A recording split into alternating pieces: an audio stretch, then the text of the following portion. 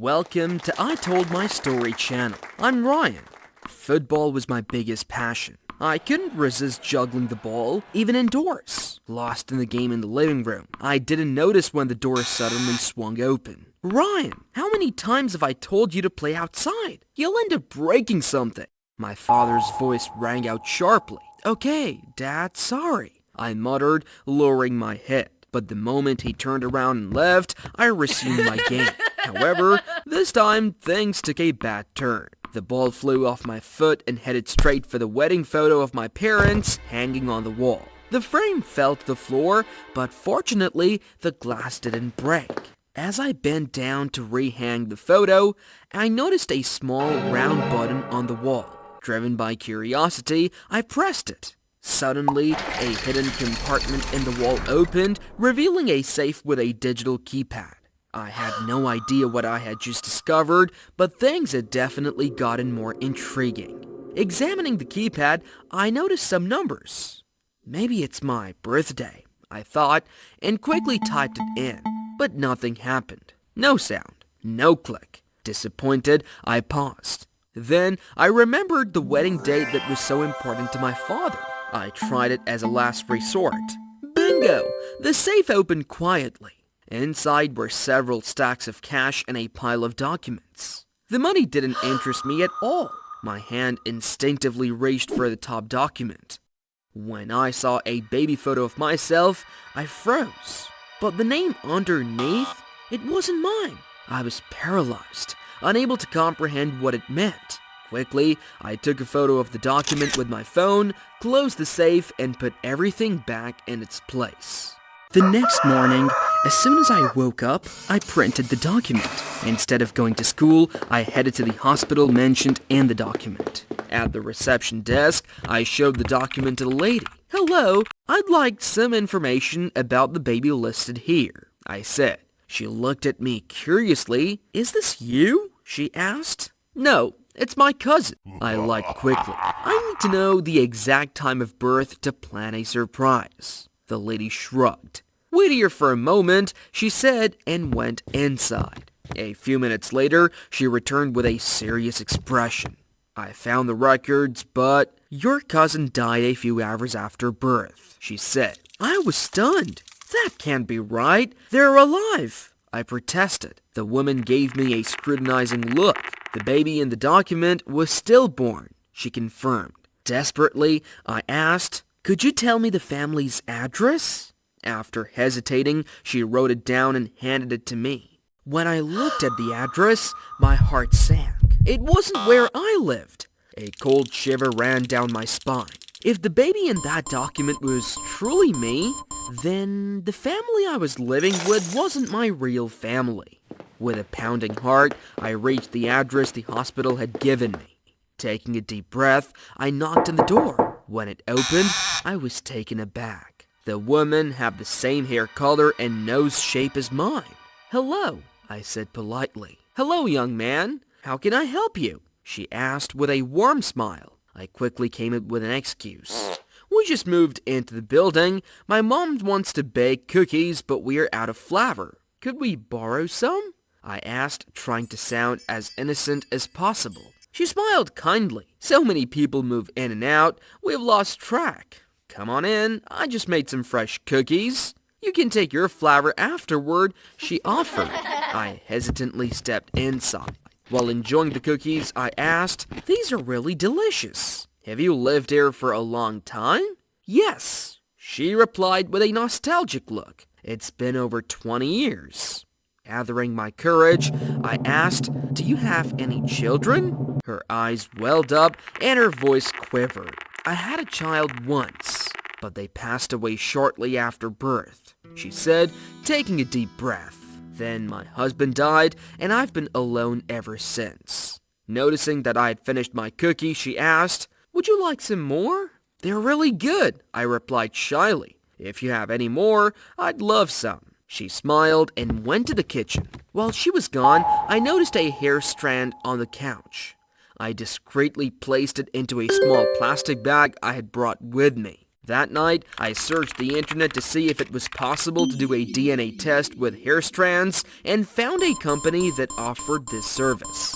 The next morning, I set out with 2 small plastic bags, one with my hair and other with the woman's. At the lab, I was greeted by a polite man. "Hello, I'd like to get a DNA test done," I said. He nodded. "What do you have with you?" he asked. I pulled out the bags from my pocket. "I want to see if these 2 hair samples match." "Of course," he said. "The results will be ready in 24 hours. My excitement grew. "How much will it cost?" I asked. $500, he replied calmly. Thankfully, I had enough savings. I thanked him and left, now stuck waiting for the results. That evening, during dinner with my family, my mom suddenly turned to me. "Ryan, are you okay? You've seemed so distracted lately," she said, her eyes full of concern. I forced a smile and looked up. "I'm fine, Mom. It's just, school has been a bit overwhelming," I replied. My dad raised an eyebrow with a playful grin. "I've noticed you haven't been playing football at home lately. What's going on? You're hiding something, aren't you?" he teased.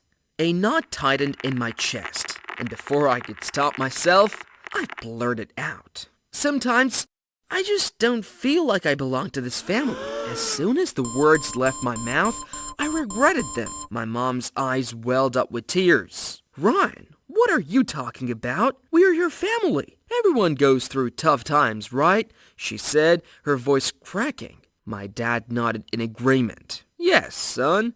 Don't let silly thoughts fill your head. We are your family." I quickly tried to backtrack. It's nothing, really. Just stress from school and exams," I muttered. But the tension hanging in the air was hard to undo. My mom got up and hugged me tightly, tears streaming down her face. The warmth of her embrace made my heart ache. Would a stepmother really do this? I thought to myself. As I looked at my parents, I couldn't shake off the feeling that something was missing. I didn't resemble either of them. But the woman I had visited, her features were so similar to mine. Or was it just my mind playing tricks on me? Tomorrow, the DNA results would reveal the truth. The next day, I rushed to the DNA test center right after school. I waited anxiously, my heart racing, until the man appeared with an envelope in his hand. "Hello, Ryan," he said calmly. I couldn't contain my anticipation. "What did the results say?" I asked, my voice shaking. He looked me in the eyes. "The 2 hair samples match." Confusion clouded my mind. "What does that mean?" I stammered. Without missing a beat, he explained, "For example, one of these hairs could belong to a mother and the other to her child." At that moment, it felt like the ground beneath me had disappeared. I could barely breathe. I was adopted. My entire life had been built on a lie. Tears streamed down my face as I returned home, clutching the envelope. My mom was sitting in the kitchen, and she jumped up when she saw me. "Ryan, what happened?" she asked, her voice filled with worry. I silently handed her the envelope. This is proof of all the lies you've been telling me," I said. She opened the envelope, her hands shaking, and scanned the document. "Ryan, I don't understand. It just says that the DNA of 2 hair samples match. What does that mean?" she asked, confused. "Mom!" I shouted, barely able to hold back my sobs. "I am not your child.